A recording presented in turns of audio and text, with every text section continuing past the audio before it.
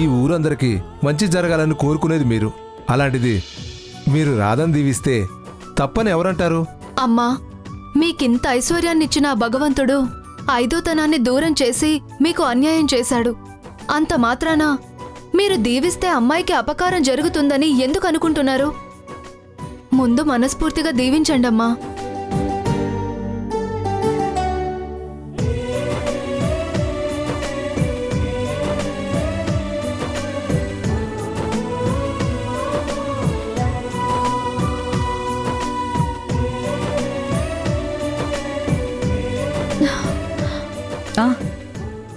వంగొద్దమ్మా.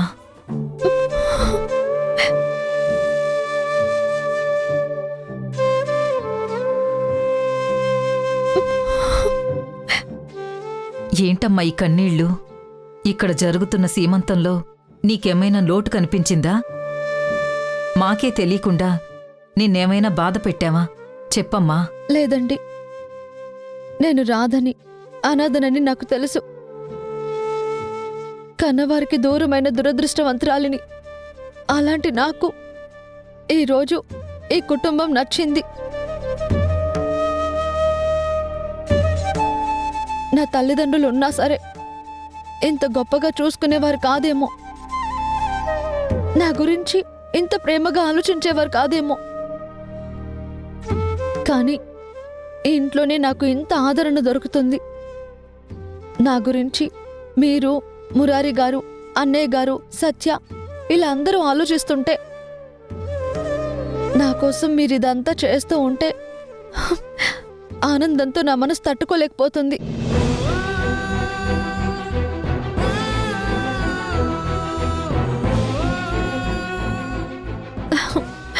ఇవి బాధ వల్లొచ్చిన కన్నీళ్లు కాదు, ఆనందం వల్లొచ్చిన ఆనంద బాష్పాలు. ఎంత మాటమ్మా! చెప్పాను కదా, నువ్వు మా మనిషివి, మా ఇంటి మనిషివి అని. ఈ ఇంటి వ్యక్తి కోసం ఇది చేయడం మా బాధ్యత. దాని గురించి నువ్విలా బాధపడాల్సిన అవసరం లేదు. సంతోషంగా ఉండు. కూర్చో.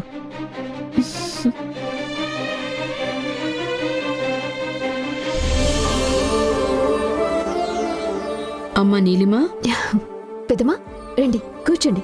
పర్వాలేదమ్మా, ఇంక మేం బయలుదేరతాం. అయ్యో అదేంటండి? అదేంటి పెద్దమ్మా, అప్పుడే వెళ్ళిపోతారా? నిన్నొచ్చాము, నీతో సరదాగా ఉన్నాం, ఇంక వెళ్ళాలి కదా, వెళ్ళొస్తాం. నిజంగా మీరంతా చాలా మంచివాళ్ళండి. మా నీలిమ మీ ఇంటి కోడలు అవుతున్నందుకు మాకు చాలా సంతోషంగా ఉంది.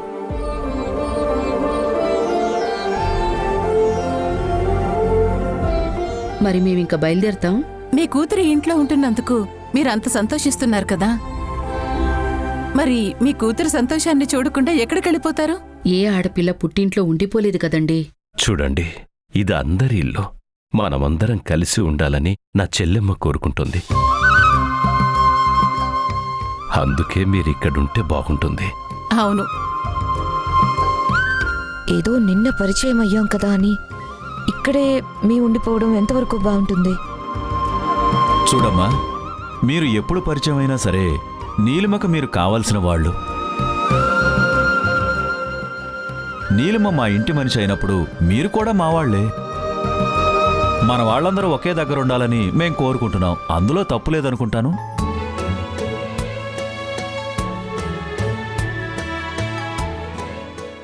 నేను చెప్పాను కదా పెద్దమ్మా, ఇక్కడ అందరూ మంచి వాళ్ళే ఉంటారు అని.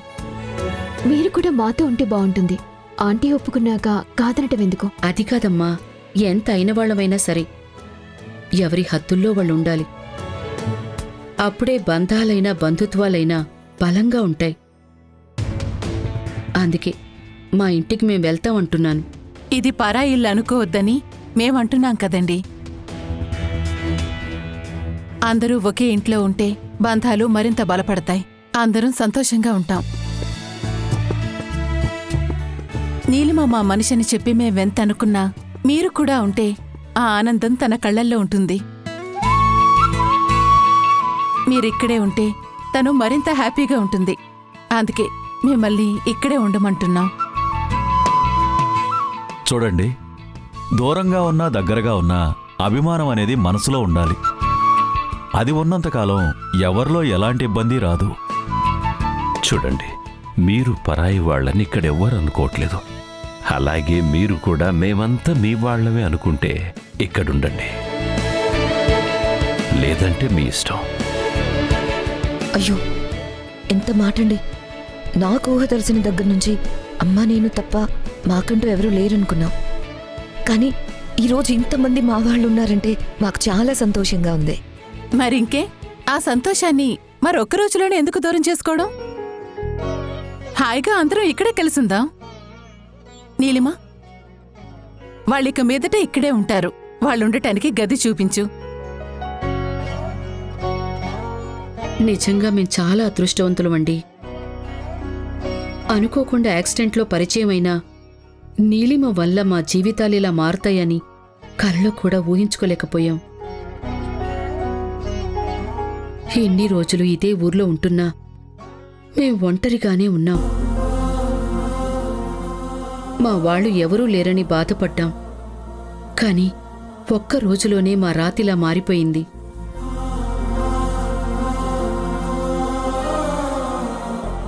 ఎవరూ లేని మాకు ఇంతమంది బంధువులొస్తారని అసలు ఊహించలేకపోయామండి. పెద్దమ్మా, వీళ్ల గురించి ఎంత చెప్పినా తక్కువే అవుతుంది. ఆత్మీయత, అభిమానానికి ఈ ఇల్లు మారుపేరు.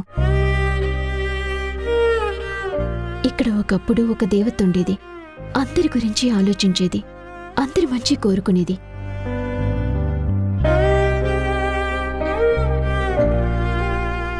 నిజానికి తన వల్లే నాలో కూడా ఇంత మార్పు వచ్చింది. అలాంటి మనిషి మా మధ్య లేదు అని మేమందరం బాధపడ్డాం. మన అనుకునే వాళ్ళని ఈ ఇంట్లో వాళ్ళు ఎప్పుడూ వదులుకోరు. మీరు మాతో ఉండటం మాకు ఆనందం, నేను మీతో ఉండటం మీకు ఆనందం. అందరం ఇక నుండి కలిసుంటామని వినటానికి నాకు చాలా సంతోషంగా ఉంది. నీలిమా, ఆయన వాళ్ళు ఎంతమందున్నా, ఆత్మీయత ఎంతమంది పంచినా, అమ్మ తరపు వారనేసరికి ఆడపిల్లలకి తెలియని అభిమానం వస్తుంది. ఆ కళ్ళల్లో ఆ సంతోషం కనిపిస్తుంది. నీలో నేనదే చూశాను. అందుకే నీ వాళ్ళు నీతో ఉండాలి, మనమందరం సంతోషంగా ఉండాలని నిర్ణయం తీసుకున్నాను.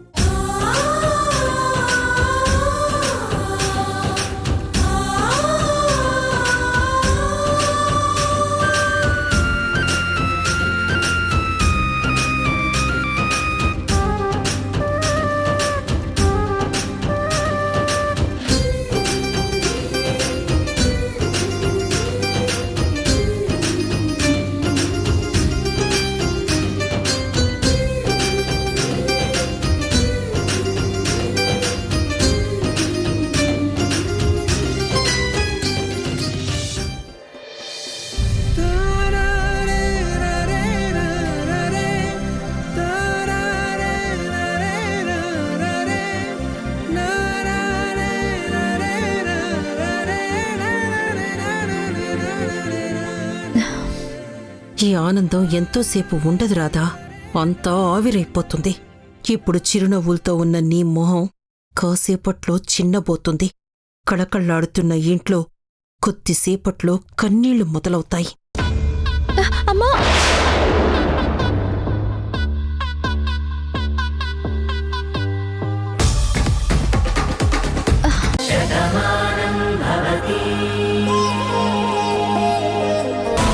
అప్పుడే మా నాన్నగారు తనని దత్తత తీసుకున్నారు. తను మా మనిషి అయిందని తనకి చెప్పారు.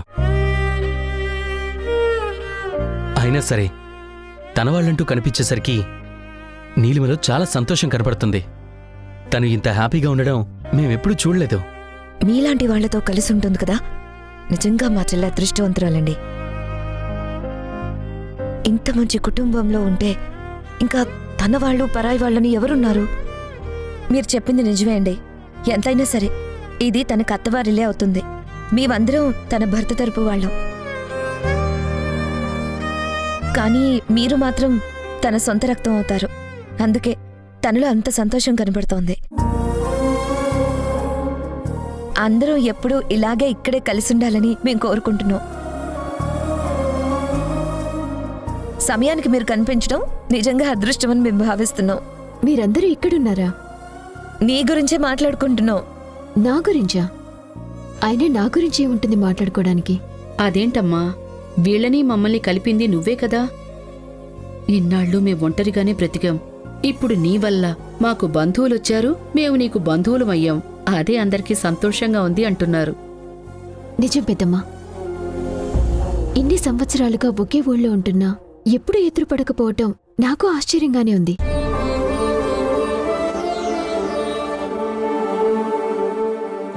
ఏదైతేనే మొత్తానికి అందరం కలిసాం. పదండి పెద్దమ్మ, భోంచేద్దాం. అలాగే రండి. పదమ్మా. పదండి.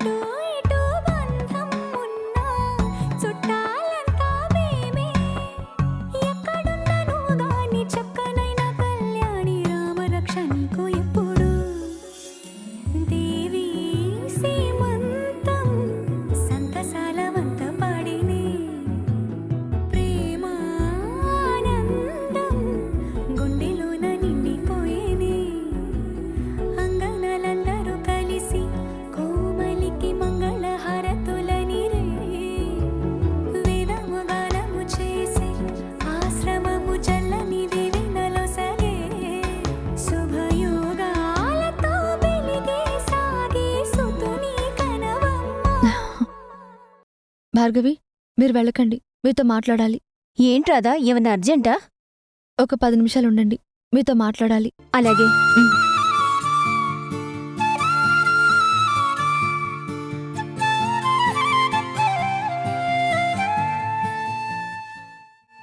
ఎంతైనా పెద్దమ్మగారి మనసు ఎంతో పెద్దది కదా. రాధమ్మకు శ్రీమంతం ఎంత గొప్పగా చేశారో చూడండి. గొప్పవాళ్ల మనసు ఎప్పుడూ గొప్పగానే ఉంటుంది. బావా, రాధకి డెలివరీ టైం దగ్గరికి వస్తుంది. ఒకరోజు ముందుగానే మనం హాస్పిటల్లో జాయిన్ చేయాలి. అప్పుడు అందరం తన దగ్గరే ఉండాలి. తప్పకుండా మురారి. చూసావు కదా, అత్తయ్యలో కూడా మార్పు వచ్చింది. తను ఎంతో అభిమానంగా చూసుకుంటున్నారు. ఇంత గ్రాండ్గా సీమంతం జరిపించారు. అందరం దగ్గర ఉన్నాం కాబట్టి ఎలాంటి భయమూ లేదు. తనకి డెలివరీ సమయంలో గతం గుర్తొస్తుంది అని ఇదివరకే డాక్టర్ చెప్పారు. నిజంగా ఏం జరిగిందో తనకు గుర్తొస్తాయి. అప్పుడు ఏం చేయాలనేది మనకు అర్థమవుతుంది. అసలు తనని ఎవరిలా మోసం చేశారో తెలుసుకోవాలి. నా రాధని బాధ పెట్టిన వాణ్ణి వదలకూడదు. చూడు మురారి, ఇప్పుడు అవేమీ ఆలోచించుకో. ఇక్కడ నా చెల్లెలు సంతోషంగా ఉంది. తప్పకుండా తను నీ జీవితంలోకి వస్తుంది. మీరు ఎప్పటికీ హ్యాపీగా ఉంటారనే నమ్మకం నాకుంది. నువ్వు ఇలాంటి ఆలోచన పెట్టుకోకు. ఈ విషయం తనకు తెలిస్తే తను బాధపడుతుంది. సరేనా? చూసావమ్మా, నువ్వొకటి అనుకుంటే అది ఎప్పుడూ జరగలేదు. ప్రాణాలు తీగాలని అసలు నువ్వెలా అనుకున్నావు? తనకి చితి పేర్చాలి అని ఆలోచించావు, కానీ ఇప్పుడేమైంది? నీ చేతే హారతి ఇప్పించారు, తనకి మంగళహారతి పట్టేలా చేశారు. అదమ్మా మంచితనానికి వంచనకి ఉన్న తేడా. ముందే తెలుసుకో. రాధ మీద నీకు అభిమానం ఎక్కువైనట్టుంది. తనని వెనకేసుకొచ్చి నీ తల్లి నిలదీస్తున్నావు. చూడమ్మా, పగ పెంచుకోవడానికి నేనేం శత్రువుని కాదు. నేను మావయ్య జీవితంలోకి వెళ్ళాలి అని కోరుకున్నాను. తను ఆ స్థానంలోకి వస్తుంది కాబట్టి తన మీద నాకు కోపం ఉంది. కానీ ఒక్కటి ఆలోచించు, మొన్న రాధే చూడకపోతే ఆ నాటకం బ్యాచ్ వాళ్ళు నువ్వు తీసుకొచ్చిన మనుషులు చేసిన పనికి అసలు నా పరిస్థితి ఏమై ఉండేది? చూడు, నువ్వు అనవసరంగా చాలా ఎక్కువగా మాట్లాడుతున్నావు. చిన్నపిల్లవి చిన్నపిల్లలా ఉండు. ఏంటమ్మా, నేను చిన్నపిల్లనా? నేనేం చిన్నపిల్లని కాదు, పెళ్ళిడికొచ్చిన పిల్లని, అన్నీ తెలిసిన పిల్లని. నువ్వు చేస్తున్నది తప్పు అని నిలదీస్తున్న నీ కూతుర్ని, అది మర్చిపోకు. నిన్ను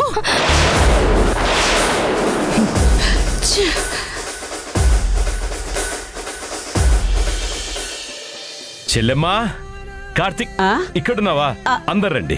చెల్లెమ్మా, తల్లి, చాందిని, రండమ్మా. ఏంట్రా వాసు, ఏంటా హడావిడి?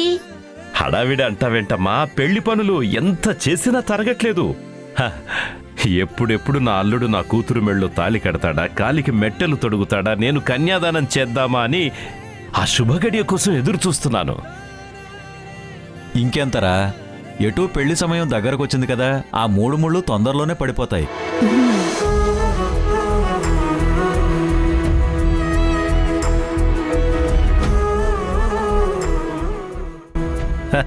పడిపోతాయిరా. అయినా అందరూ రావాలి, ఆశీర్వదించాలి, అక్షింతలు వెయ్యాలి. అలా అందరూ రావాలంటే ముందు మనం ఆహ్వానించాలి, పెళ్లి కార్డ్స్ ఇవ్వాలి కదా. ఇదిగో చూడు చెల్లమ్మా, చూడు తల్లి, చూడు బాబు, ఇదిగో చూడు అమ్మా, ఇదిగో పెళ్లి పత్రిక.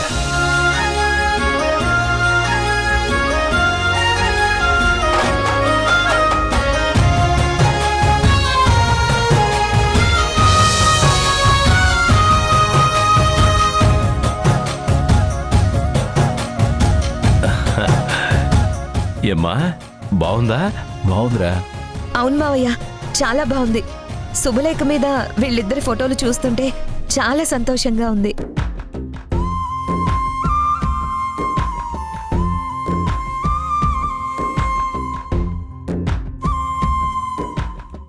నిజమేరా, కొన్నాళ్లుగా మనింటికి శాపం పెట్టినట్టుగా అన్ని కష్టాలు కన్నీళ్లే వచ్చాయి.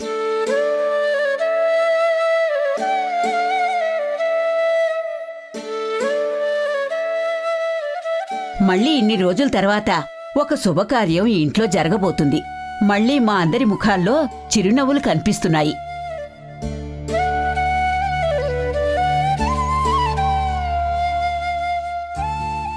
అమ్మా నీలిమా, నిజంగా నువ్వెంత అదృష్టవంతురాలివో, ఇంత మంచి వాళ్ళింటికి కోడలుగా వస్తున్నావు.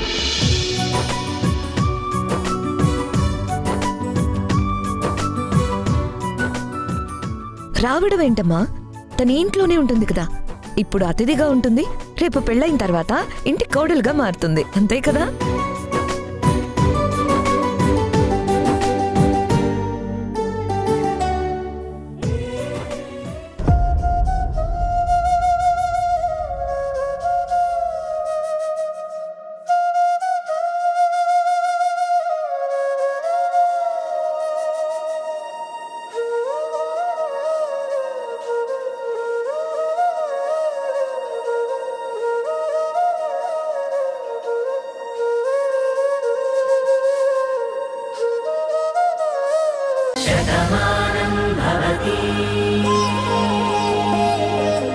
ఆయన జీవితంలోకి తనని ప్రేమించే మనిషి వస్తుంది. వాళ్ళెప్పుడు సంతోషంగానే ఉంటారు. ఇల్లెప్పుడు బాగుండాలి. దయచేసి నా మాట కాదనొద్దు. అది కాదక్కా, నువ్వు వెళ్ళిపోతానంటే మాకే బాధగా ఉంది. అలాంటిది మరి మురారి గారి పరిస్థితి తలుచుకుంటేనే భయమేస్తుందక్కా. ఒక వ్యక్తి దూరం అవుతారంటే బాధగానే ఉంటుంది, కానీ తట్టుకునే ధైర్యాన్ని కూడా మనిషికి మనసిస్తుంది. ఆ ధైర్యం మురారి గారిలో ఉందని నమ్ముతున్నాను. దయచేసి కాదనకండి. నన్ను ఇక్కడి నుంచి తీసుకెళ్ళండి ప్లీజ్. ప్లీజ్ భార్గవి.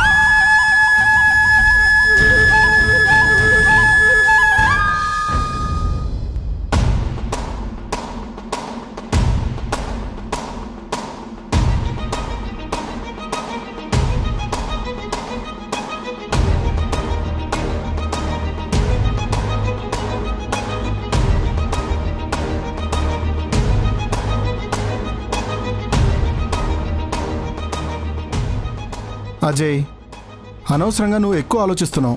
నువ్వు మంచే చేయాలనుకున్నావు, కానీ నీ మాట వాళ్ళెవరూ వినిపించుకోవడం లేదు కదా. ఇంకా ఎందుకురా వాళ్ళ గురించి ఆలోచిస్తావు? వదిలే. ఎలా వదిలేమంటావరా?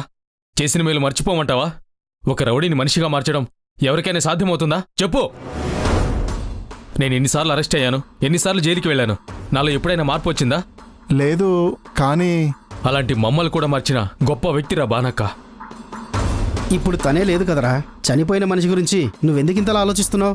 చూడు, అక్క ఉందా లేదా అన్నది నాకు అనవసరం, కానీ అక్కకి అన్యాయం చేసిన వాళ్ళు మాత్రం బాగుండకూడదు. ఏ ఇంటికైతే అక్కను దూరం చేసిందో, ఏ మనిషి అయితే ఇదంతా చేసిందో ఆ మనిషి ఈరోజు అక్కడ సంతోషంగా ఉంది, ఆ ఇంటి మనుషులతో ఉంటుంది, తన పెళ్లి జరగబోతోంది. అది నాకు నచ్చట్లేదు. నువ్వు కాదనుకున్నంత మాత్రాన ఆపగలవా? వాళ్ళంతా పెద్దవాళ్ళురా. ఆ ఊరెళ్ళి ప్రాణాలకు తెగించి కూడా మనం చెయ్యాలనుకుంటే ఏం జరిగిందో చూసావు కదా. కథ మొత్తం అడ్డం తిరిగింది. అప్పుడేదో నీ టైం బాగుంది కాబట్టి ఆవిడ నీకు వార్నింగ్ ఇచ్చారు, లేదంటే మళ్ళీ నువ్వు జైల్లో ఉండేవాడివి. ఇప్పటికైనా ఈ విషయం వదిలేరా. చూడండి, ఈ విషయం వదిలేయమని చెప్పేవాళ్ళైతే మీరు నా ఫ్రెండ్సే కాదురా. ఏంట్రా నీ పిచ్చితనం? ఆ పార్థు నీ మాట నమ్ముతాను అన్నాడు, కానీ సాక్ష్యాలు చూపించమని చెప్పాడు.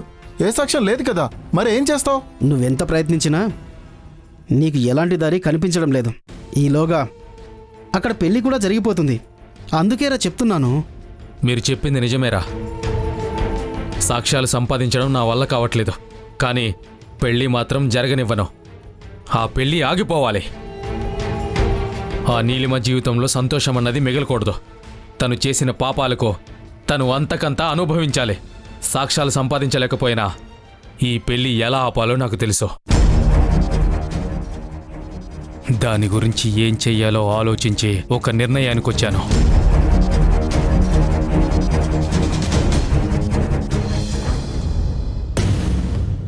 చెప్పమ్మా, ఎందుకు ఇదంతా చేస్తున్నావు? అసలు ఏం ఆశించి చేస్తున్నావు?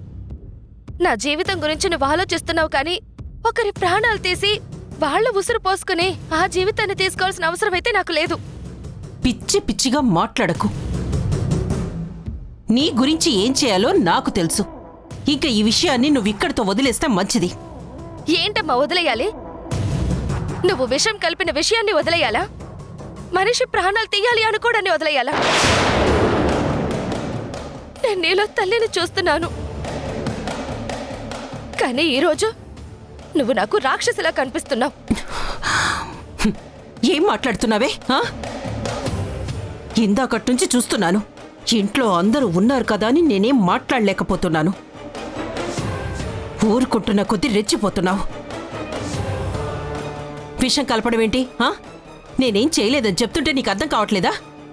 ఇంకా దబాయించుకమ్మా. నువ్వేం చేసావో నా కళ్ళతో నేను చూశాను. నా కళ్ళు కప్పాలని మాత్రం నువ్వు చూడకు. మనం చేసిన పాపాన్ని ఎవరు చూడరని అనుకుంటాం, కానీ ఎక్కడో దగ్గర బయట పడుతుందన్న నిజాన్ని మాత్రం నువ్వు మర్చిపోకు.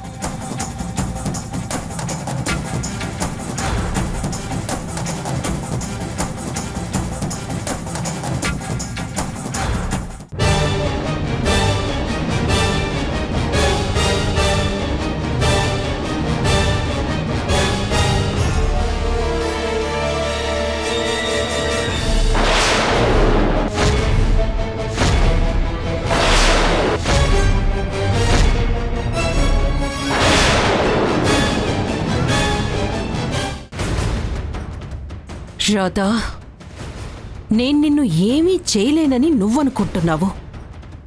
నీకు అమ్మవారి అండతో పాటు మా అమ్మ అండ కూడా ఉందని నాకు అర్థమైంది. నువ్వు చాలా తెలివిగా నా ఎత్తుకు పై ఎత్తులు వేస్తూ నువ్విక్కడే ఉంటున్నావు. కూతురని కూడా చూడకుండా మా అమ్మ నా చెంప పగల కొట్టేలా చేశావు. నువ్వు ఈ ఇంట్లో శాశ్వతంగా ఉండిపోవడానికి పునాదులు వేసుకుంటున్నావు. రేపు ఎవరూ నిన్ను ప్రశ్నించకుండా ఉండాలని, నా కూతురికి నా తమ్ముడికి పెళ్లి చెయ్యాలని మా అమ్మ దగ్గర చెప్పి ఆవిడే వద్దనేలా చేశావని నాకు అర్థమైంది. నువ్వు ఉన్నంత వరకు నేననుకున్నది జరగదు. అందుకే నిన్ను ఇంటి నుంచి పంపించడం కాదు, ఈ భూమి మీద నుంచి శాశ్వతంగా పంపించే ఏర్పాట్లు చేస్తున్నాను. ఈరోజు జరిగే వేడుకలో నీ జీవితంలో జరిగే చివరి వేడుకవుతుంది. ఈ సీమంతమే నిన్ను చితి మీదకి తీసుకువెళ్తుంది. ఆ మంటల్లో నువ్వు మాడి మసైపోతావు. ఆ మంటల సాక్షిగానే నా కూతురి నుదుటిన కళ్యాణ తిలకం దిద్దుతాను. అగ్ని సాక్షిగా నా తమ్ముడికిచ్చి పెళ్లి చేస్తాను.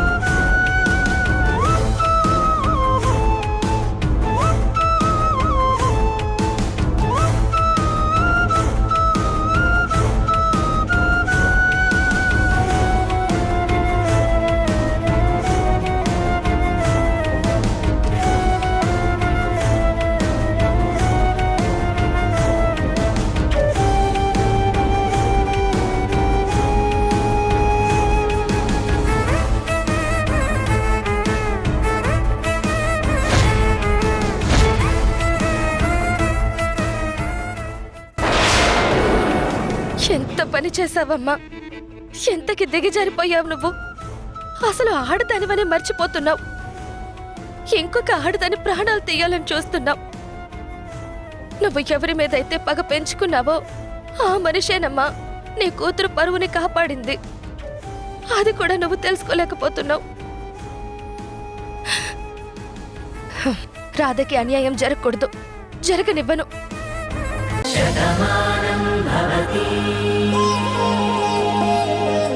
అందుకే నన్ను క్షమించు. నేను సంకల్పించుకున్న పని మాత్రం నువ్వే ముందుండి నడిపించు అని ఆ దేవుడికి దండం పెట్టుకున్నానండి.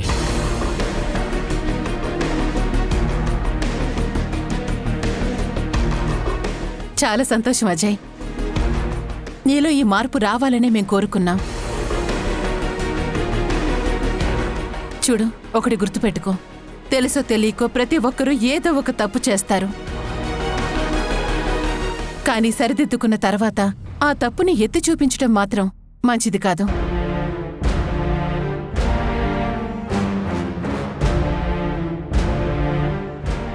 ఇకనైనా నీ మనసులో ఉన్నటువంటి ఉద్దేశాలనేవి తీసేశావు కాబట్టి చాలా సంతోషం. నీకెప్పుడు ఎలాంటి సాయం కావాలన్నా మమ్మల్ని అడుగు, మేం చేస్తాం. చాలా థ్యాంక్స్ అండి. చెప్పాను కదా, నేనెప్పుడు మీ అందరికీ రుణపడి ఉంటాను. మీరు నన్ను చూసి భయపడాల్సిన అవసరమే లేదు.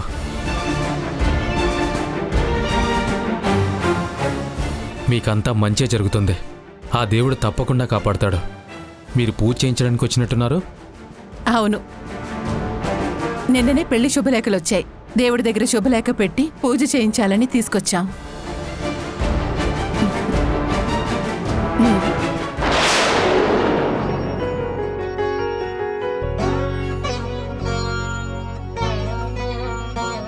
చాలా బాగుందమ్మా. ఎంత మంచి మాట చెప్పారమ్మా. నిజంగా శుభలేఖ చూస్తుంటే చాలా ఆనందంగా ఉంది.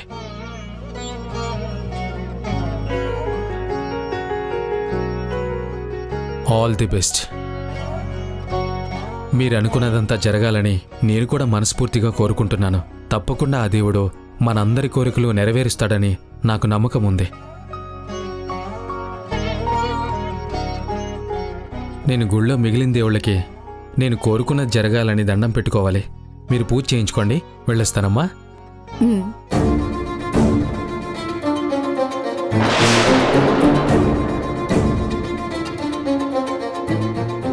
అమ్మా నమస్కారం.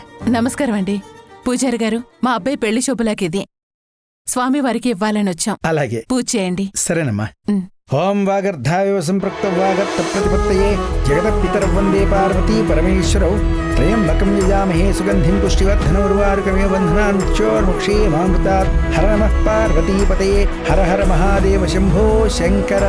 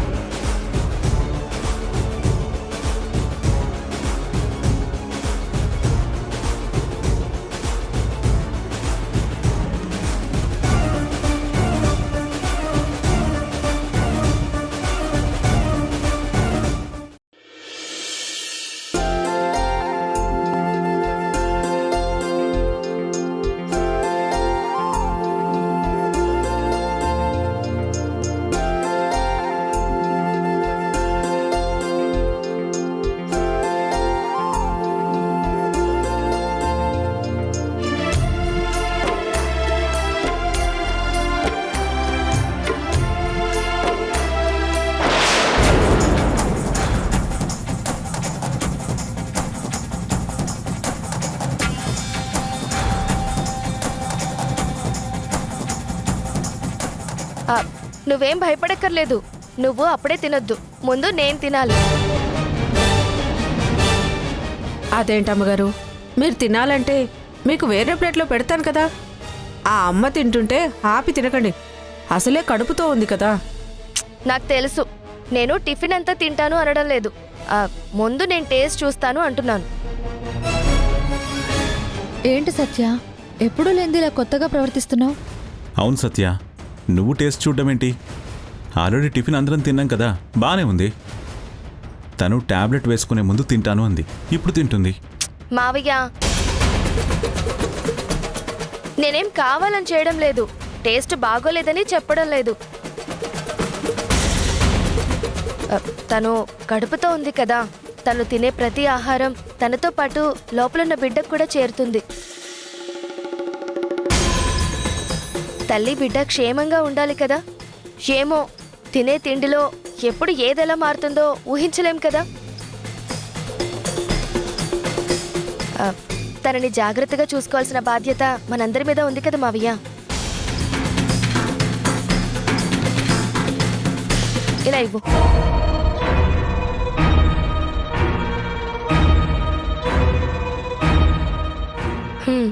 అంతా బానే ఉంది, ఇప్పుడు నువ్వు తిను.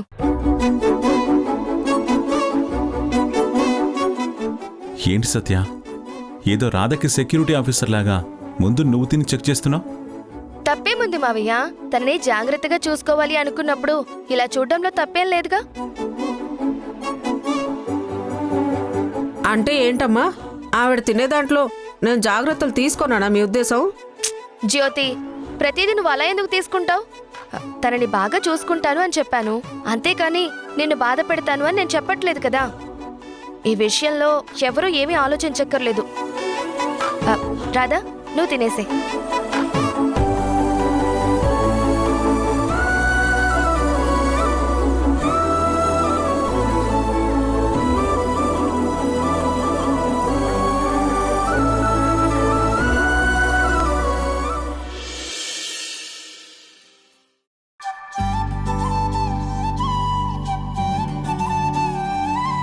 రాధా, ఈ జ్యూస్ తాగు. తాగు. మావయ్య, ఒక్క నిమిషం. సత్య, ఏమైంది? ఏం లేదు మావయ్య, ఇలా ఇవ్వు.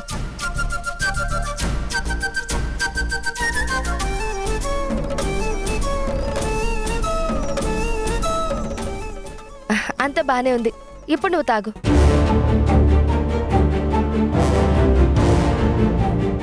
ఏంటి సత్య, నిన్నటి నుంచి నీ ప్రవర్తన చాలా విచిత్రంగా ఉంది. ఎందుకు ఇలా చేస్తున్నావు? ప్రతిదీ నువ్వు ఇలా చెక్ చేస్తుంటే చూసేవాళ్ళకి ఎలా ఉంటుంది? మావయ్య, ఎవరో ఏదో అనుకుంటారని మనం జాగ్రత్తగా ఉండడం మానేయకూడదు కదా. చెప్పానుగా, తను డెలివరీ అయ్యే వరకు అన్ని పరిస్థితులు సర్దుకునేంత వరకు తనని జాగ్రత్తగా చూసుకోవాల్సిన బాధ్యత మనందరిది. సత్య, ఏంటి, ఏదైనా అయిందా? నువ్వెందుకు ఇలా మారావు? ఏం లేదు, ఎప్పుడూ లేంది నేను ఇలా చేస్తుంటే మీ అందరికీ ఆశ్చర్యంగానే ఉంటుంది. కానీ నా విషయంలో నువ్వు చూపించిన అభిమానంతో నేను మారిపోయాను. అందుకే నిన్ను జాగ్రత్తగా చూసుకోవాలని నిర్ణయించుకున్నాను.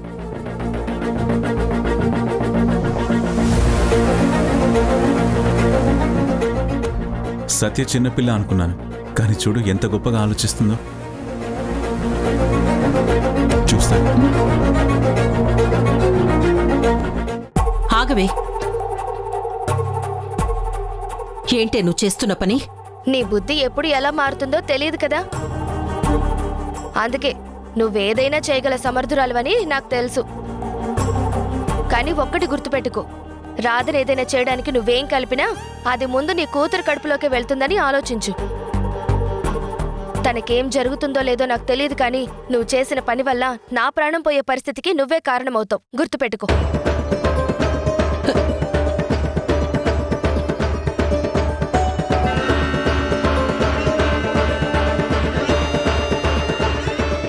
సత్య ఇలా ప్రవర్తిస్తుంది అంటే దీని వెనకాల ఏదో కారణం ఉంది. అదేంటో తెలుసుకోవాలి.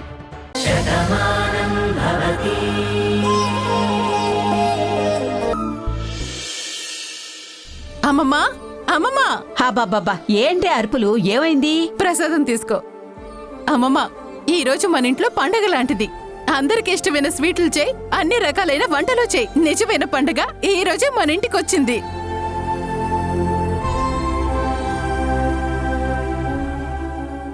ఏంటి ఊర్మిళ, అంత సంతోషంగా ఉన్నావు? పెళ్లి శుభలేక దేవుడికిచ్చొచ్చాక అంత ఆనందంగా ఉన్నామంటే అక్కడ పూజ బాగా జరిగిందా? అంతే కదా బామ్మ. అనుకున్న కార్యక్రమం అంతా ముందుకు వెళ్తుంది అన్నప్పుడు ఆ సంతోషం అలాగే ఉంటుంది.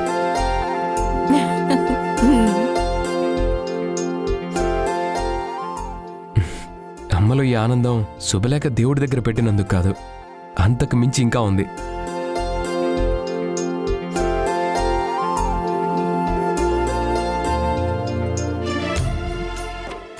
ఏంటత్తయ్యా, అక్కడ ఊహకు అందని అద్భుతం ఏమైనా జరిగిందా? అదేంటో చెప్పండి, మేము ఆనందిస్తాం కదా. నిజంగానే అద్భుతం జరిగిందమ్మమ్మ. ఆ అజయ్ ఎప్పుడు ఎలా ప్రవర్తిస్తాడు అని అందరం భయపడుతూనే ఉన్నాం. వాళ్ళలో మార్పు రావాలని చెప్పి నేను దోసపాళ్ళలో మాట్లాడాను. ఏదైనా వ్యాపారం పెట్టుకోమని కొంత డబ్బు కూడా ఇచ్చాను. డబ్బైతే తీసుకుని వెళ్ళాడు కానీ మారతాడో లేదో అన్నటువంటి అనుమానం నాకు ఏదో ఒక మూలుంది.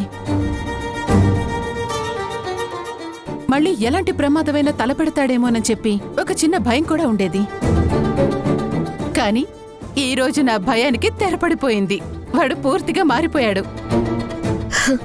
ఎంత చల్లని మాట మమ్మీ. అయినా అజయ్ వల్ల ఎలాంటి ప్రాబ్లం లేదని ఎలా తెలిసింది? ఎవరైనా చెప్పారా?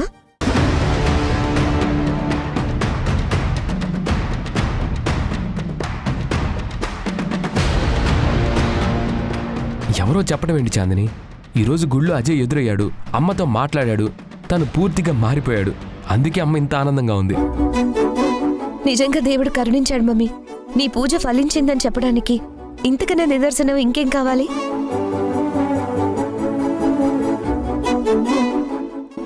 అవును, మనం ఊరెళ్ళిన ప్రతిసారి ఏదో ఒక రూపంలో ఆటంకం ఎదురు పడేసరికి నాకే తెలియని ఒక భయం వచ్చింది.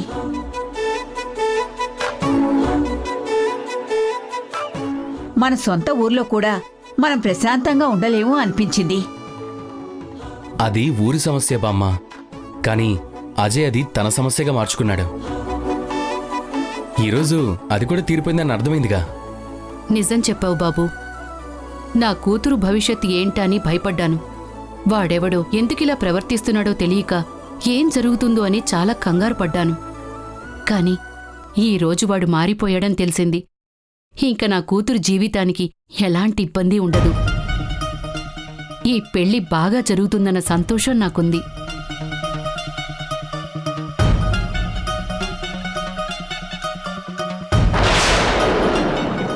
ఒసే నీలిమా, ఇక నువ్వు ఏమీ భయపడాల్సిన అవసరం లేదు. వాడిన్ని రోజులు నీ మీద లేనిపోయిన విషయాలన్నీ మాకు చెప్పాలని ప్రయత్నించాడు. కానీ మేమెవరూ నమ్మలేదు. వాడు అనుకున్నది జరగదని నిర్ణయించుకున్నట్టున్నాడు. అది కాక ఊర్మిళ మాట్లాడాక వాడిని వాడు మార్చుకున్నాడు. నీకింక ఎలాంటి భయమూ లేదే.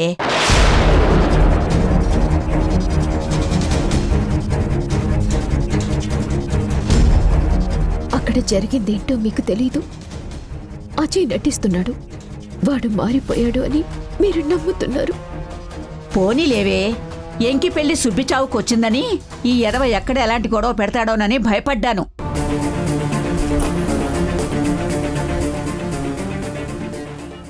ఆ రోజు నువ్వు దోసపాళ్ళలో వదిలేస్తే అలాంటి వాడి కాళ్ళు చేతులు విరిచేసి కట్టి పడేయాలి అనుకున్నాను.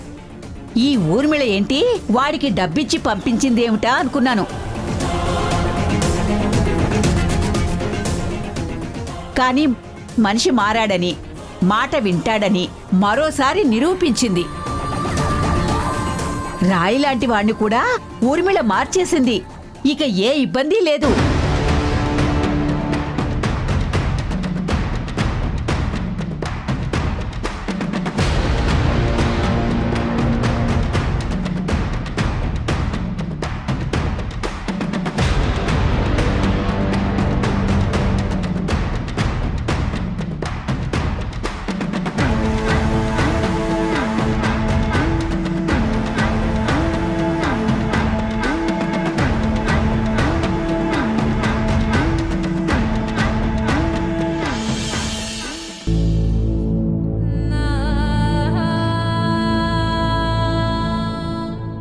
తను నన్ను ద్వేషిస్తుందని మీ అమ్మగారి మీద నువ్వు కోపాన్ని పెంచుకున్నావు. కానీ నిన్నెంతలా అభిమానిస్తుందో అదెందుకు ఆలోచించలేకపోతున్నావు?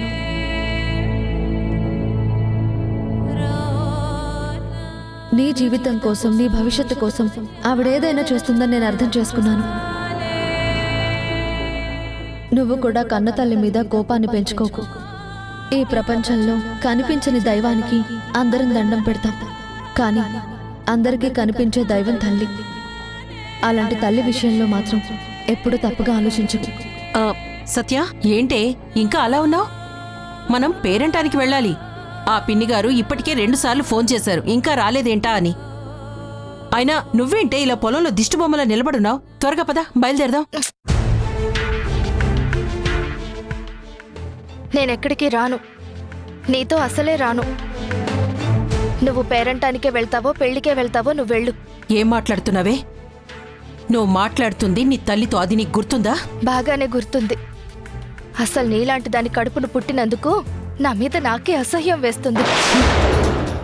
ఈ ఇంట్లో కూతురుగా పుట్టడం కన్నా ఏ కొండల్లో రాయిగా ఉన్నా సరే బాగుండనిపిస్తోంది. పిచ్చి పిచ్చిగా ఉందా? పేరంటానికి వెళ్దామని నేను పిలుస్తుంటే అర్థం పర్థం లేకుండా మాట్లాడుతున్నావు. నేనేం అర్థం పర్థం లేకుండా మాట్లాడడం లేదు. నువ్వు చేసిన అనర్థాల గురించి మాట్లాడుతున్నాను. నీ బుద్ధి ఏంటో తెలుసుకున్నాక అసలు నీ కూతురు నన్ను చెప్పుకోవడానికే నాకు సిగ్గేస్తోంది. అసలు ఇలాంటి మనిషి నా తల్లి అని చెప్పుకోవాలంటేనే నా తల తీసేసినట్టుందమ్మా. అంటే ఇన్ని రోజులు నేను నీకోసం చేసిందంతా వృధా అయిపోయిందా? నీ గురించి ఆలోచించిందంతా బూడిదలో పోసిన పన్నీర్ అయిందా? ఈ తల్లి నీకంత శత్రువు అయిపోయిందా? చెప్పు చెప్పు, ఏంటి నేను చేసిన తప్పు? ఏంటి నేను చేసిన ద్రోహం?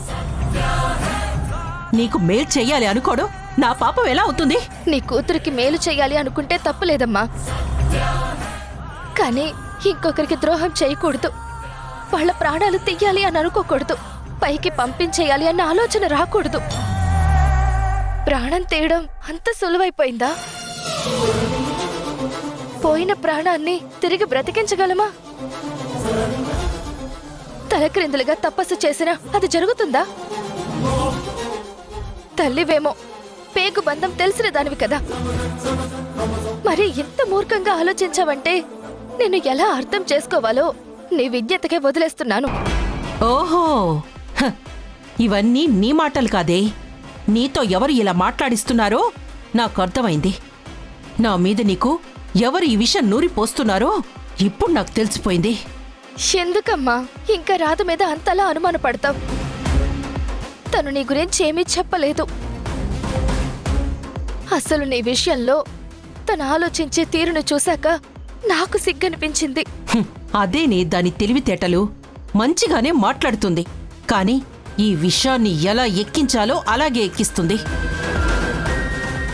ఇప్పుడు నువ్వు ఆ విషపు మాటలే మాట్లాడుతున్నావు.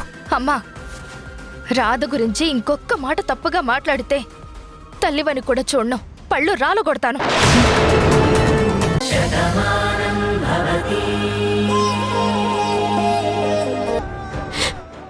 ఎన్ని రకాలుగా చెప్పినా ఏం చేసినా వాడు నా మాట నమ్మటం లేదు.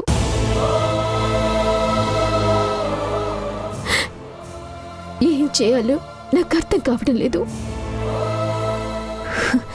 నా ప్రేమ నాకే శాపం అవుతుందని, బాను దూరం అయిపోయిందన్న బాధలో ఉన్నా నేనేమీ చేయలేని పరిస్థితిలో ఉన్నాను. ఈ ఇంటి గురించి, ఈ మనుషుల గురించి నేను ఆలోచించాను. నా వాళ్ళు బాగుండాలని, కార్తీక్ జీవితం సంతోషంగా ఉండాలని ఈ పెళ్లికి తల ఉంచాను. కానీ ఇదేమీ తెలియని అజయ్ నా మీద అపోహ పెంచుకొని పగపట్టాడు. అది నన్ను బాధిస్తోంది. ఎవరికి చెప్పుకోవాలో తెలీదు, ఏం చేయాలో తెలీదు.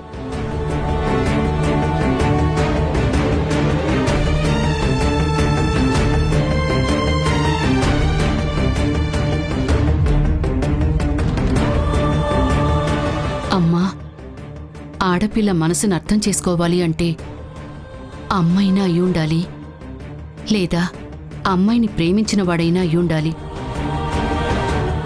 వాళ్ళిద్దరికీ మాత్రమే ఆ మనసేంటో పూర్తిగా అర్థమవుతుంది.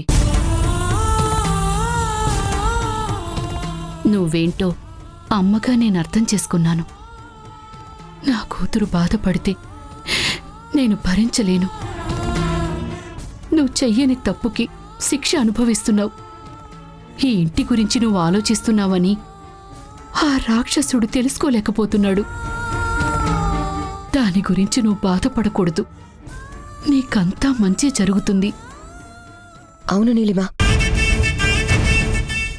నువ్వు ఒంటరిగా ఇన్నాళ్ళు బాధపడ్డావు, కానీ ఇంట్లో వాళ్ళందరూ నీ గురించి ఆలోచిస్తున్నారు.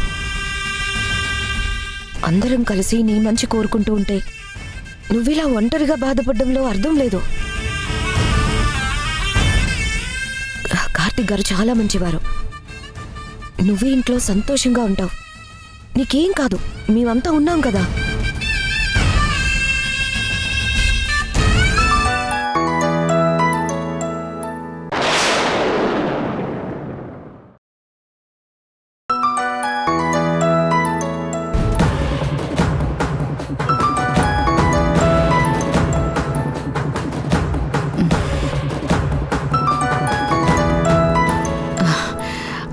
ఒక్క నిమిషం అమ్మా. హలో, ఏంటండి ఇంటికి తాళం వేసింది పిచ్చి పిచ్చి నాటకాలు ఆడుతున్నారా? తాళం పగలగొట్టి సామాన్లు తీసుకెళ్తాను చెప్తున్నాను. లేదండి, ఇప్పుడే వచ్చేస్తున్నాం. ఒక 10 నిమిషాలు అక్కడుంటాం. తొందరగా. స్నేహ, అమ్మా, మనం అర్జెంటుగా వెళ్ళాలి. ఎక్కడికి పెద్దమ్మా? కావలసిన వాళ్ళు వచ్చారమ్మా. ఇంటికి తాళం ఉండడం చూసి మేము ఎక్కడికి వెళ్ళామని కంగారు పడుతున్నారు. వాళ్లతో మాట్లాడేసి వస్తాము. అదేంటి పెద్దమ్మా ఇంత సడన్ గా? నీలిమా, చాలా సంవత్సరాల నుంచి అక్కడే ఉన్నాం కదా, తెలిసిన వాళ్ళు వచ్చినట్టున్నారు. మేము అన్నీ చూసుకుని మళ్ళీ వస్తాం. పదమ్మా.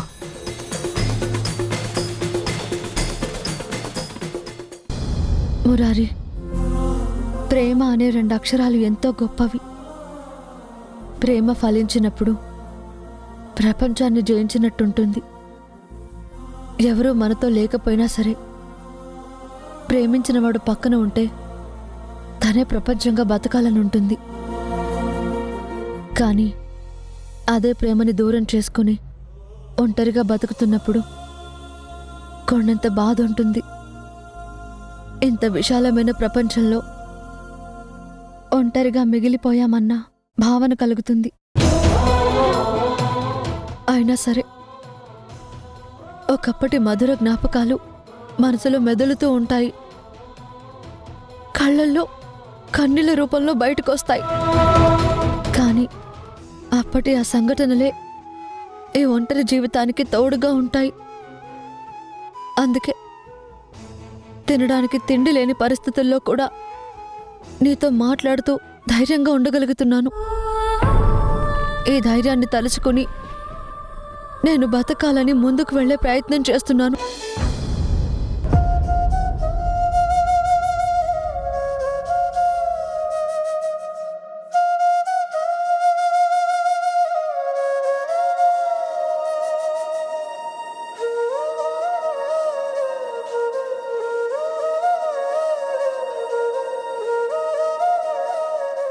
ఉంటాను, మళ్ళీ కాల్ చేస్తాను.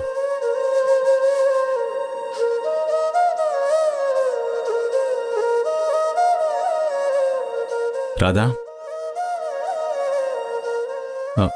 రాధా, ఏంటిది? ఈ టాబ్లెట్స్ వేసుకోవాలని భార్గవి చెప్పింది కదా, మర్చిపోతే ఎలా? ఇదిగో.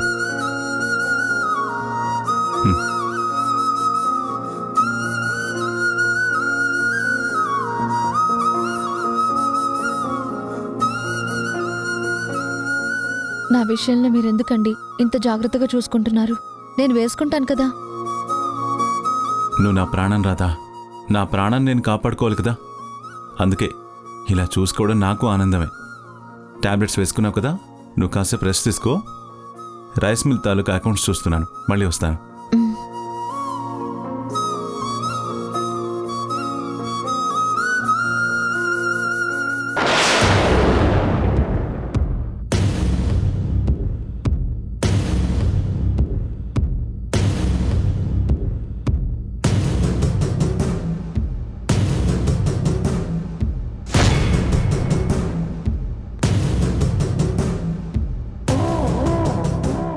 ఏంటండి, ఎందుకు అలా చూస్తున్నారు? నువ్వు ఎంత నంగ నచ్చివే. బయటికి ఎన్ని నాటకాలాడుతున్నావు, మంచిదానిలా నటిస్తూ నమ్మించి ఎందుకిలా గోతులు తీస్తున్నావు? మాటలు మర్యాదగా రానివ్వండి. ఎవరి జీవితంతో ఎవరు ఆడుకుంటున్నారు? నా విషయంలో తప్పులు మీరు చేశారు. మీ విషయంలో నేను ఎప్పుడు ఏ తప్పు చేయలేదు. ఇప్పుడొచ్చి ఇలా నా మీద నిందలు వేయడం నాకు నచ్చట్లేదు. ఏంటి మాటకు మాట సమాధానం చెప్తున్నావు? నువ్వు ఈ ఇంటికి రాకముందు నేను ఈ ఇంటికి మహారాణిలా ఉండేదాన్ని. నా మాటే శాస్త్రంగా సాగేది. ఏ ముహూర్తాన నువ్వు ఇంట్లో అడుగు పెట్టావో నీకు ప్రయారిటీ పెరిగిపోయింది. కూతుర్నైనా సరే మా అమ్మ నన్ను పక్కన పెట్టింది. పోనీలే అని నేను సర్దుకుపోయాను. కానీ నీ బుద్ధేంటో తెలిసాక, ఇదిగో ఇలా నీ బతుకేంటో తెలిసాక నేను తట్టుకోలేకపోతున్నాను. అందుకే పంపించేయాలి అనుకున్నాను. కానీ నువ్వు మాత్రం ఇక్కడే ఉంటూ నా వాళ్ళ నాకు శత్రువులుగా మార్చావు. చూడండి, తన కోపమే తన శత్రువని ఎందుకంటారో తెలుసా? మీలాంటి వాళ్ళని చూసే. మీరు నా మీద కోపాన్ని పెంచుకున్నారు. మీ బుద్ధి ఏంటో మీ నోటితో మీరే చెప్పుకుంటున్నారు. మీ ఇంట్లో వాళ్ళకి మీరే దోషిగా కనిపించారు.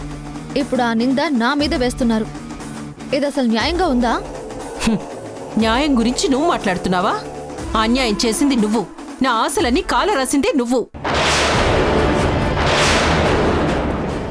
నేనెన్ని కలలు కన్నానో అవన్నీ సర్వనాశనం చెయ్యాలనుకున్నది నువ్వు.